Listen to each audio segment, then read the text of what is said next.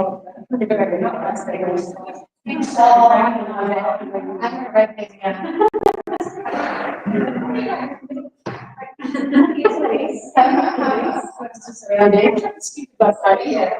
just the context.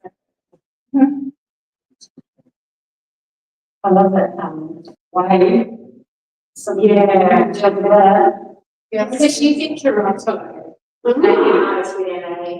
She's got some really somewhere. Yeah, digitally, and I printed them away. Oh, really? And then I'm guessing Fremantle. No. You know. Really? Wow. And then my new printer. Like I've got just put it up. Really nice one. Yeah. Hey. You can actually change it to a DTS. Yeah. But then you have to break everything to do it. Yeah. Actually, you can say that. Yeah. I just say you can do it. It's never really long. I think one of the big questions that I should be asking. Yeah. What have you got? I'm going to get some 88 past 50 because I watched a lot of TikToks. And it's the best stuff. Testing, 1, 2, 3. Can you hear me? Yes. Okay. Welcome to SICKAFcolective's first Clean Air Initiative and Mask event. I'd like to begin today by acknowledging the traditional owners of the land in which we meet, people of the nation, and pay my respects to elders past and present. We acknowledge the lived experience in the room and beyond. Clean air isn't just about health, it's about inclusion. This event and our other elements in our exhibitions are born from discussions in the collective about alternative types of access for the missing audiences. People whose lives and arts practices are shaped by health, care roles, geographic distance and awareness. Together, we are trialing digital and hybrid cultural experiences for our needs. On behalf of the SICKAFcollective, I thank you for attending and supporting the to those artists here today, who are able to attend in person, and to those watching online. Hello. My name is Christina, and I'm the mother of Alderson, who is the curator of the exhibition and presenting artist in the collective. The theme of this exhibition, The Storm, depicts each artist's personal journey as they traverse and maneuver their own uncharted waters in their daily lives, appreciating being able to present their art here today and what it means to them. Following the inaugural SICKAF exhibition in 2024, which is now touring the state with Art on the Move, the SICKAFcollective launched the second exhibition, Storm, opening last Saturday afternoon. It was very well received and with much interest shown with regards to our approach to promoting awareness of what is needed in the community and the healing journey. As with our last exhibition, and this one, people are taking the time to scan the QR codes and really look, read and take note of their journeys. Some lovely comments in the guest book are very heartfelt. So take a moment to view the QR codes of the artists, if not now in the gallery, later at home. It is all online for you to read. It is well worth a read to understand the journeys. We also have Museum in the Box, which is over there on the right-hand side. Museum in the Box is a SICKAFcollective initiative that enables a housebound person to explore their own creativity at their own pace. A conceptual idea that hopefully will blossom as ideas unfold, giving artistic accessibility to those unable to attend groups, etc., enabling them to explore new interests. We hope this concept will flourish in the future, allowing the person to explore their own untapped talents at their own pace. This concept was interestingly appreciated by many who attended last Saturday and during our exhibition hours. Their interest and support for this project signifies an inherent need within the housebound community. If you have any queries or wish to purchase any works, please go to the online shop or see one of the SICKAF attendants in the SICKAF t-shirts. Artworks are purchasable online through QR codes, or jump online to sickaf.com.au and visit Buy Art.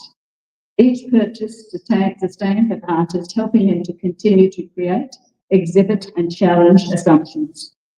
Subscribe, like and follow to stay up to date with our next shows, including Creating Space at Mundaring Arts Centre next year and the SICKAF Regional Tour. Thank you for attending today.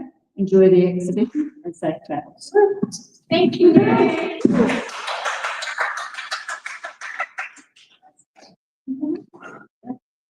What's a voice?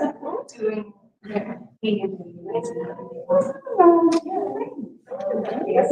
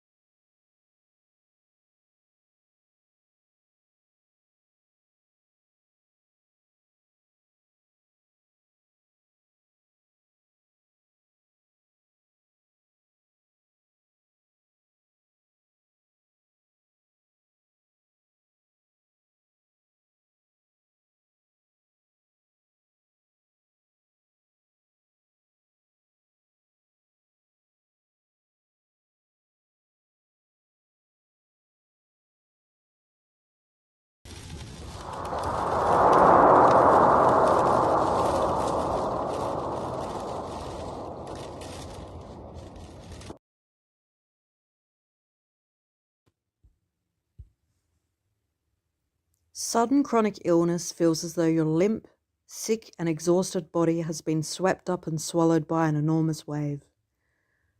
That wave rips through your identity of self.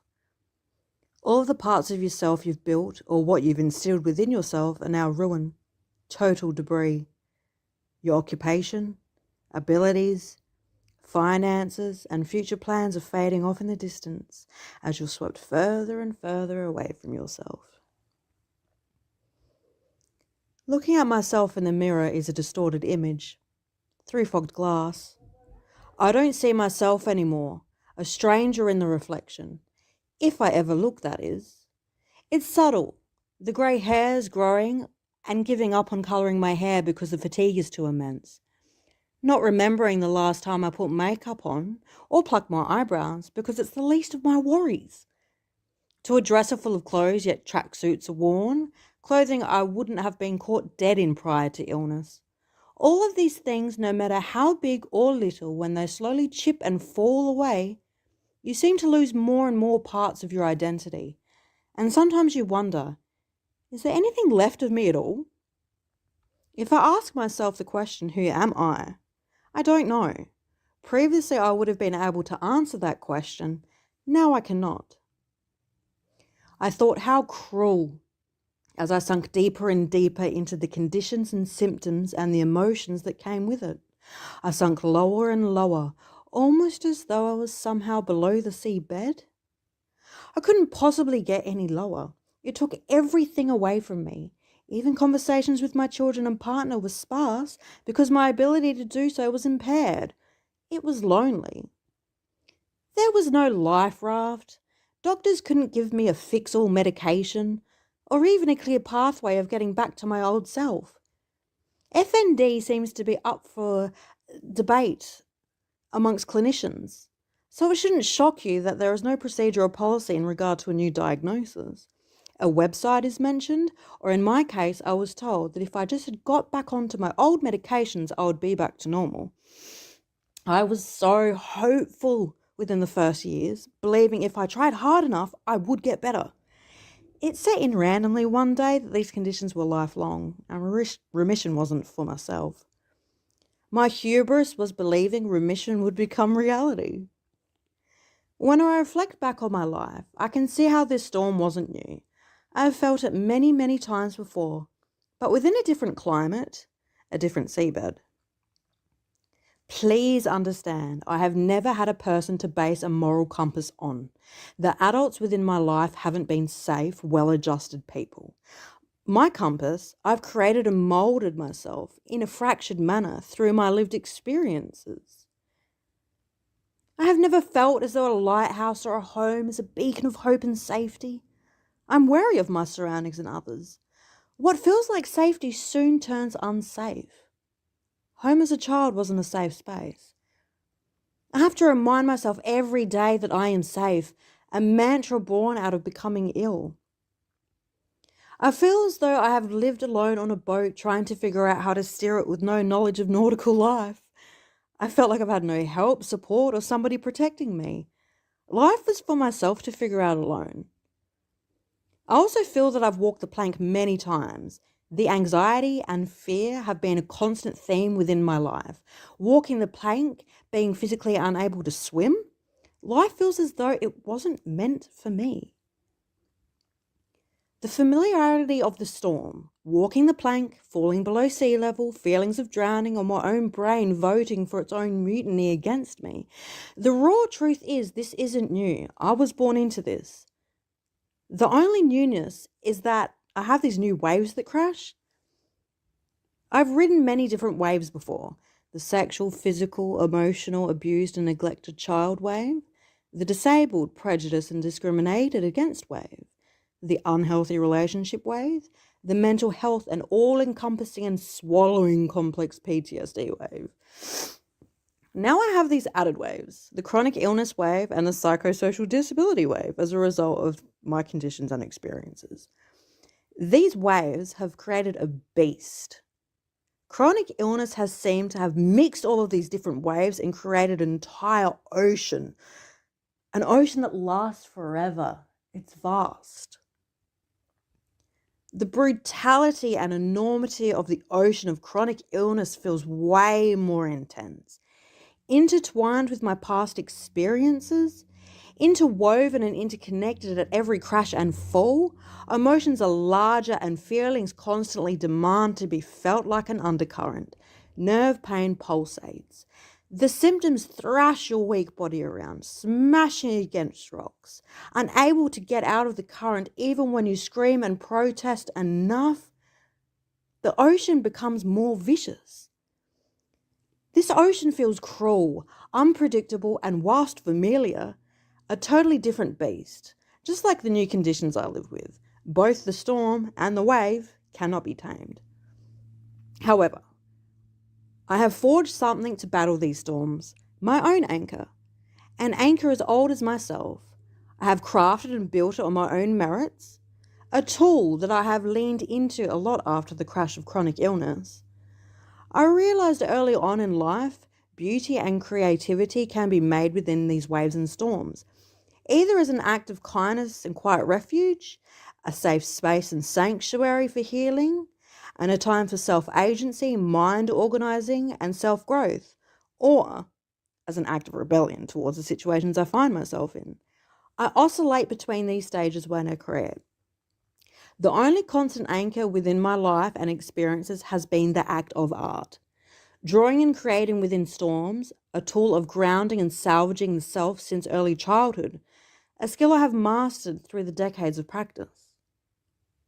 My anchor is a piece of paper, ever so light, yet to me, it holds so much weight.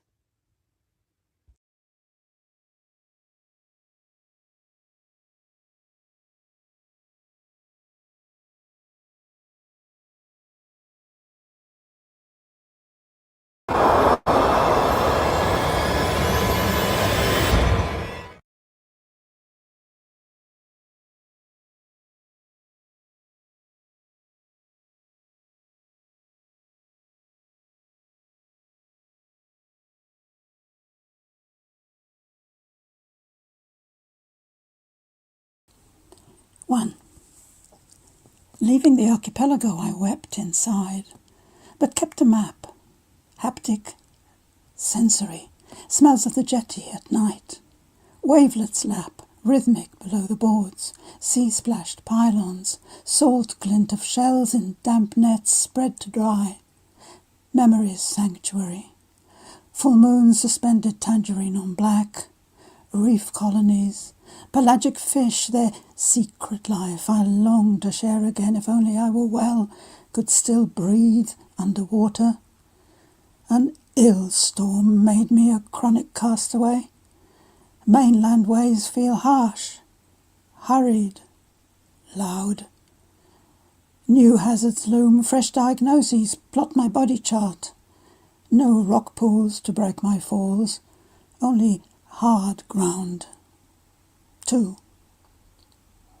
The Abrolhos were my haven. There, escape was a species of healing. Existence among spare vegetation, resilient creatures was enough, I thought.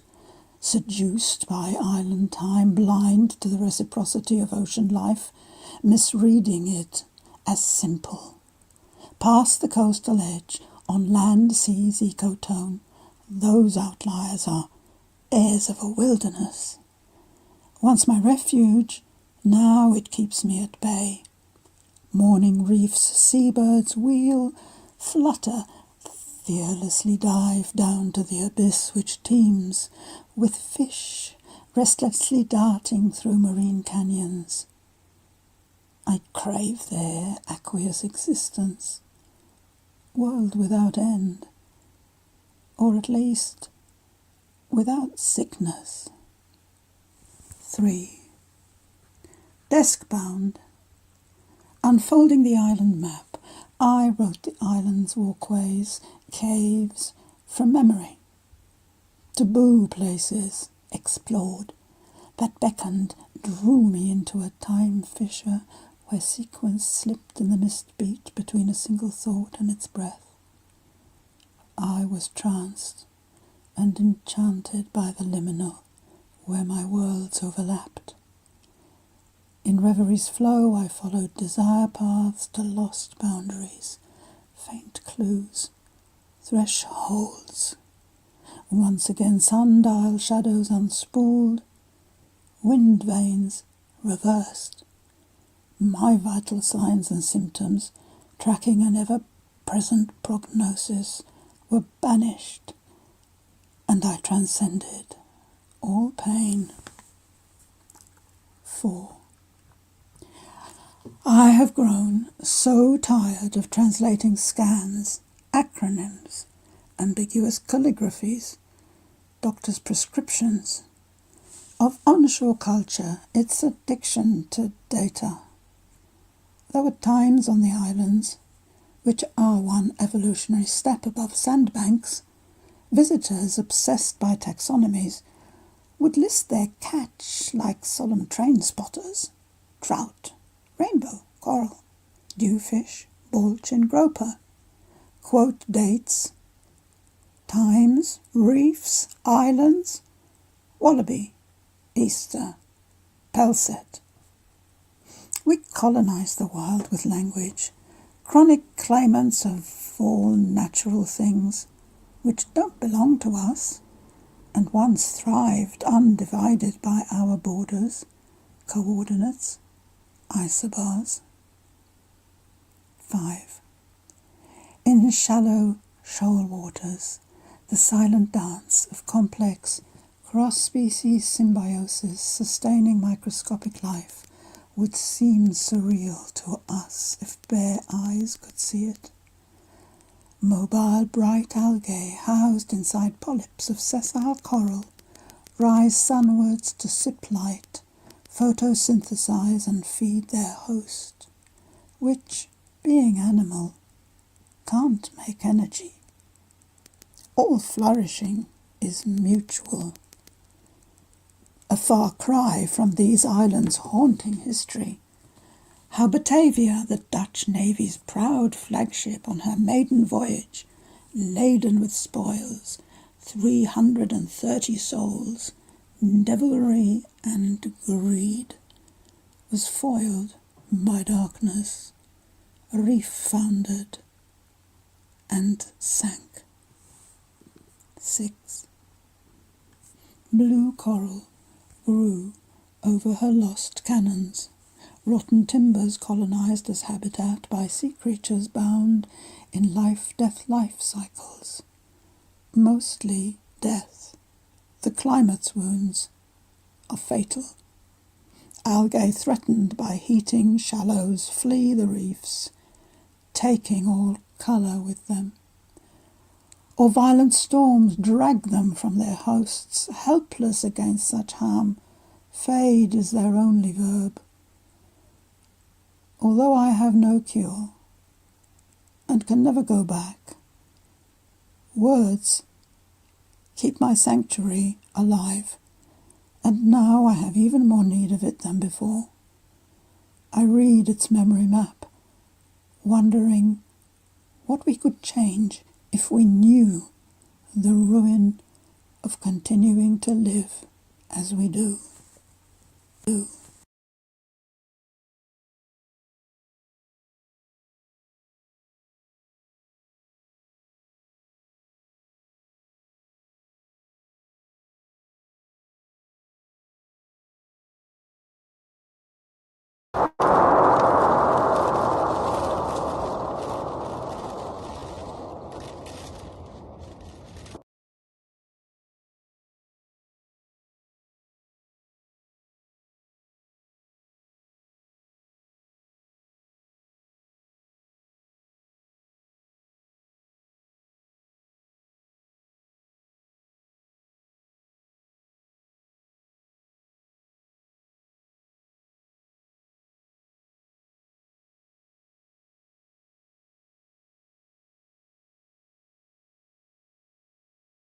Amanda Alderson.